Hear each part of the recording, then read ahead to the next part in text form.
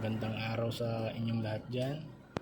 Sa mga gustong mag-upgrade ng Android head unit na tulad nito, panoorin lang ang video ito para malaman nyo kung paano, magkano, saka sasabihin ko na rin kung anong mga naging problema ko dito na nagawa naman ng solusyon. Umpisa natin sa pag-order muna nito. Ang o-orderin nyo sa Lazada man o sa Shopee ay 7-inch Android head unit. Ayan. Pero dalawang klase ang 7-inch, baka magkamali kayo. Ito guys ay 200mm ang width nya at ang height nya ay 100mm. O sa cm naman 20 cm by 10 cm. Ayan. Yung isang klase ay 178mm ang width, kaya hanggang dito lang siya, open tong tong gilid. Yan, hindi open siya, kaya gagamit kayo ng spacer sa gilid. Ito guys ang spacer. Ilalagay nyo ito sa gilid. Ayan. Kayo na bahala magkabit nito dahil kailangan nyo diskartehin kung paano nyo ikakabit ito. Yan magiging problema nyo pagka maliit na 7-inch lang ang nabili nyong head unit. Yan guys, ito ay order ko sa Lazada. Ilagay ko na lang yung link kung ano yung in-order ko sa Lazada, kaya check nyo na lang. Pero madami pa doon, basta tama lang yung pag-order nyo. Ganitong size lang, 200mm at 100mm yung height nya. Hindi na kayo magkakamali, ganitong size yung makukuha nyo. Itong video ito para lang sa stock yung stock ang gagamitin na panel. Kung kukuha kayo ng mas malaking head unit at may kasamang panel, ibang video na lang ang panoorin nyo. Ito para lang sa sa stock lang. Papakita ko na rin mamaya kung paano ko to tinanggal para madali na para sa inyo. Ang kailangan natin gamitin dito guys ay ito. Mura lang to sa Lazada din. Wala pa tong 50 pesos.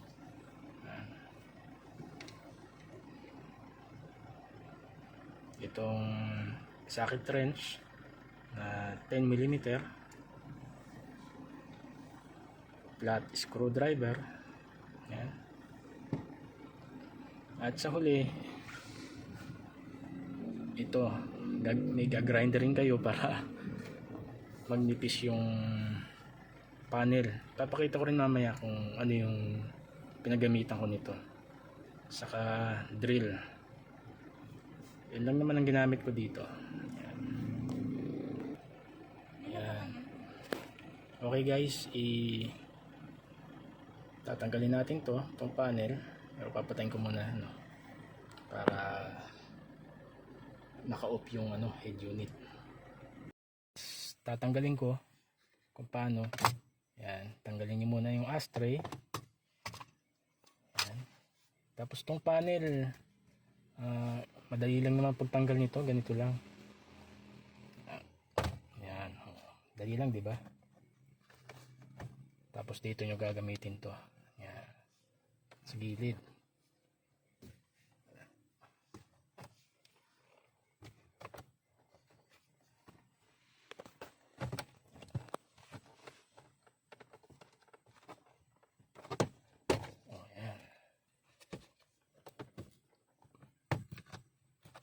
Pasensya na kayo guys at naikabit ko na. Pero malalaman nyo rin naman kung paano. Ganito rin naman ang gagawin nyo. Dali, di ba? Yan. Tapos, saka nyo tatanggalin tong aircon control.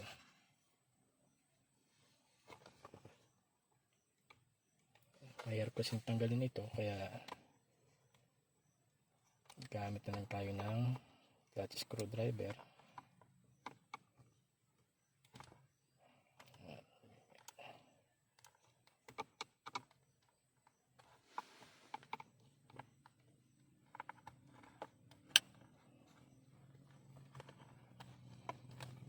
Medyo maganit at hindi tayo makapuwersa.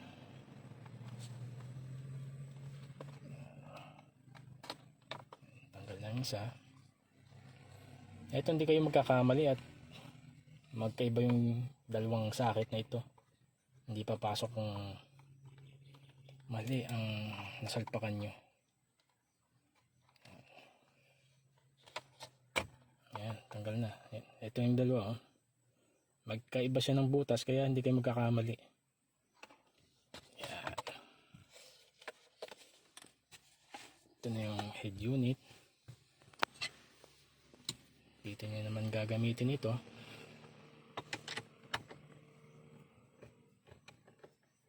Ayan.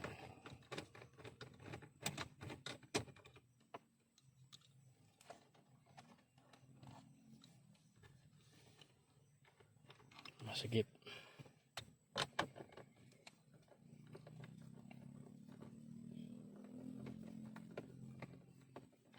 Yan, ganyan lang naman pagtanggal niya, lalo na sa stock na tinanggal ko. Kailangan ko rin ipakita yung likod nito, kaya tanggalin na rin. Dahil lang, huwag kayo matakot na mag DIY.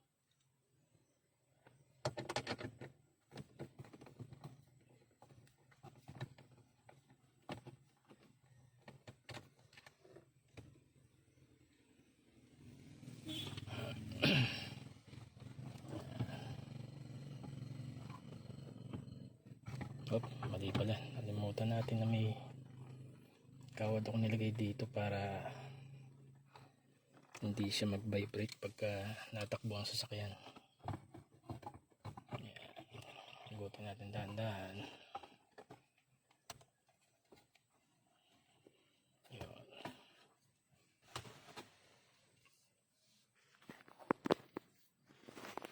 Yan. Ito guys ang likod niya.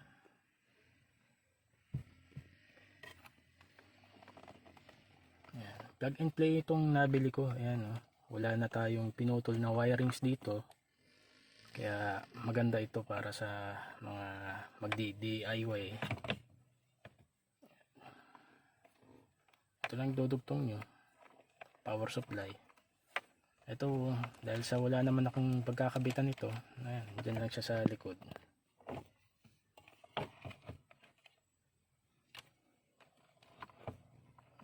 Yung tatlong sakit na tinanggal ko sa stock, ito siya.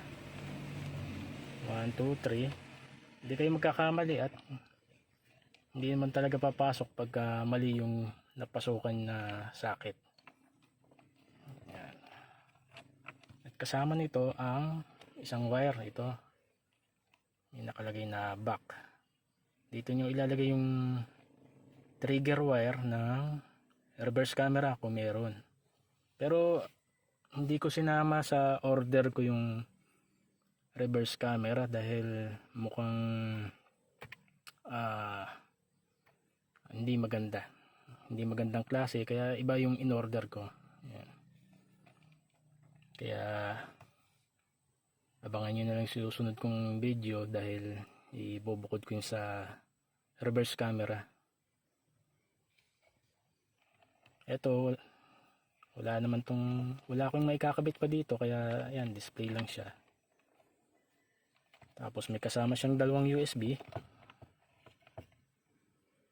Ito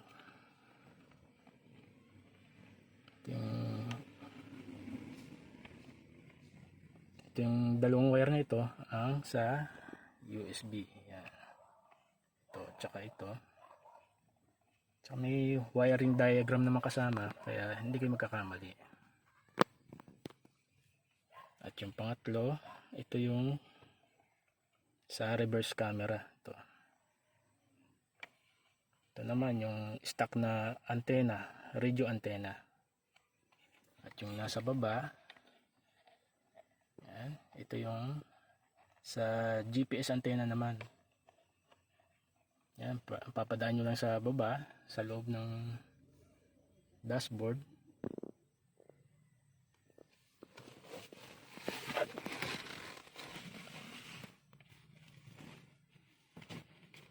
Yan. At dito nyo palalabasin yan. Diyan sa gilid. Sisikwatin nyo lang din ng ano yan. Ito, gamit ito. Dito ko pinadaan yung sa GPS antenna. Dali lang naman sikwatin to. Yan lang.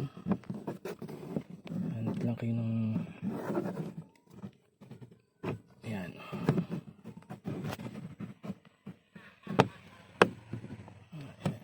Diba? Yan o. Ganyan lang gagawin nyo guys. Yan. Dito yung padadaanin. At sa akin, pinadaan ko dito sa gilid at dinikit ko dito sa windshield. Yan. Maganda. Tanggalin nyo rin ito. Yan. Itong glove box yan. Ito nga pala yung isa pang USB. Pagka natanggal nyo ito, para maluwang kunin yung ano, yung wire. Dito nyo padadaanin. Papunta dun sa head unit. Dali lang, di ba? At ito yung isa pang binili ko, USB port. Bali extension lang siya. Isa lang yung binili ko. Ayos na yan. Dali lang naman yan. May mga slot talaga na para sa lagay ng ganyan. Ayan. Dali lang tanggalin.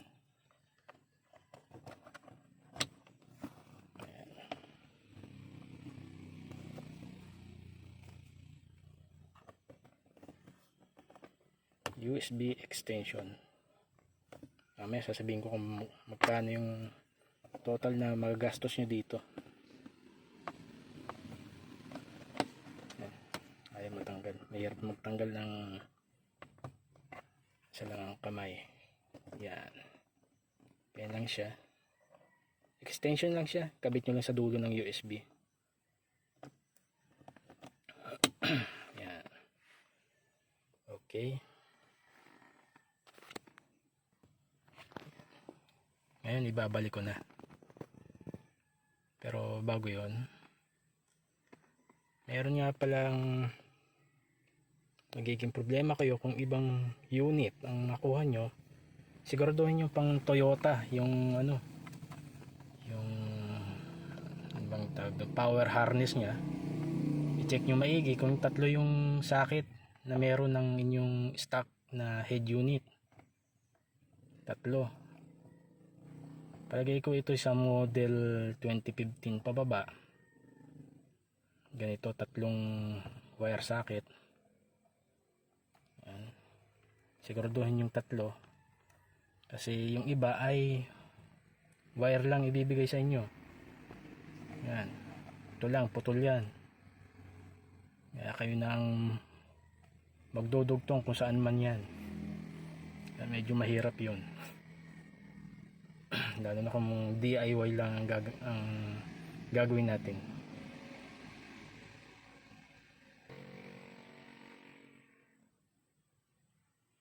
Yan, ibabalik ko na ngayon.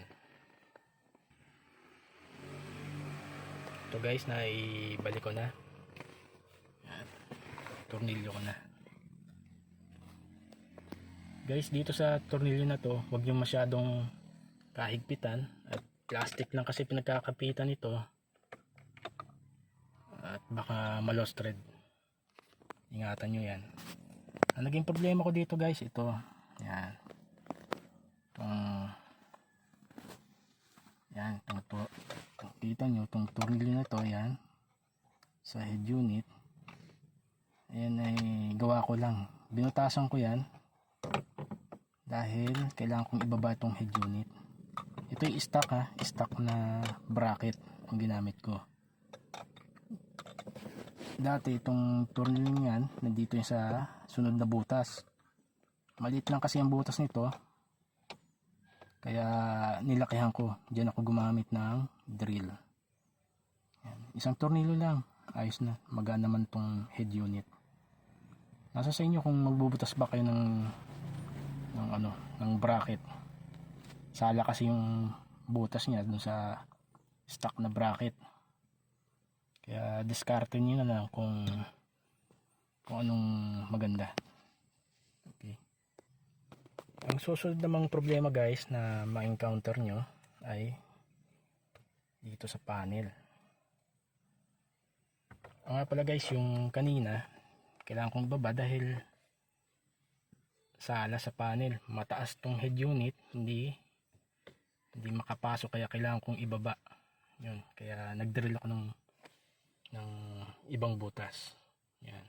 Ang susunod naman ay hindi naman sagad dito, kawang, kaya kailangan gumamit tayo ng grinder. Yan.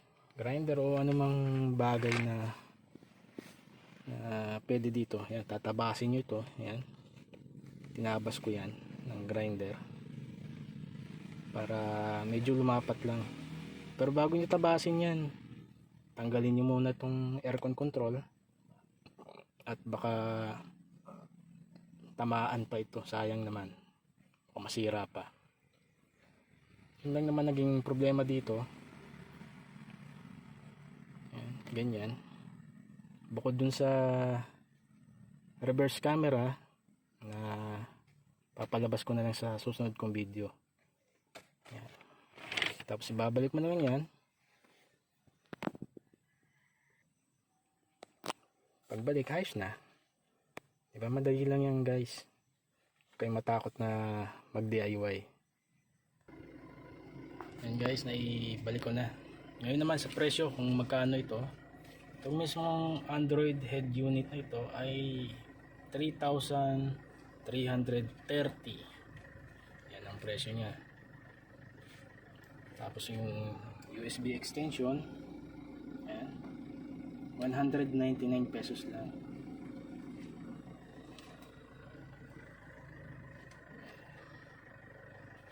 Kaya makakatipid kayo. Saka hindi na kayo bibili ng panel dahil yung panel na nasa online din ay minsan kapresyo na ng head unit o mas mahal pa, kaya mas maganda na rin ito. At sa mga G at saka V variant, ito matatakloban nyo kasi itong information display na ito kung malaki yung head unit na kukunin nyo. Kaya yan ang advantage naman ng stock, yung head unit na ilalagay nyo. Ayan. Okay, yun lang. Kayang-kaya nyo yan guys, huwag lang kayo matakot na mag DIY. Ito yung reset button nga pala guys. Ayan. Kaya sakaling kailangan nyo i-reset, susungkitin nyo lang siya ng clip. May naging problema din ako dito dahil pagka off ng head unit at matagal yung naiwang naka-off, pagbukas nyo ay black yung screen, kaya kinailangan kong i-reset. Pero dahil yan sa napunta siya sa sleep mode, kailangan i-off yung sleep mode para magawa nyo ng paraan na sasabay lang siya sa susi. Kaya abangan nyo na lang yung susunod kong video dahil sasama ko na rin yan doon. Alamin ko rin yung number na ginamit ko dahil nagka-problema din ako sa reverse camera. Kaya abangan nyo na lang ha guys. Ito nga pala guys ang kasamang manual ng Android head unit. Ayan. Yung ibang head unit, ito lang yung makukuha nyo, itong power harness na ito. Ayan, putol yung, wala siyang socket, puro wire lang. Ayan yung pagdudugtungin nyo. Yung sa ating nakuhang head unit ay itong plug and play na. Ayan. Okay. Yan guys, salamat sa panonood. At abangan nyo na lang yung susunod kong video para sa reverse camera. Salamat.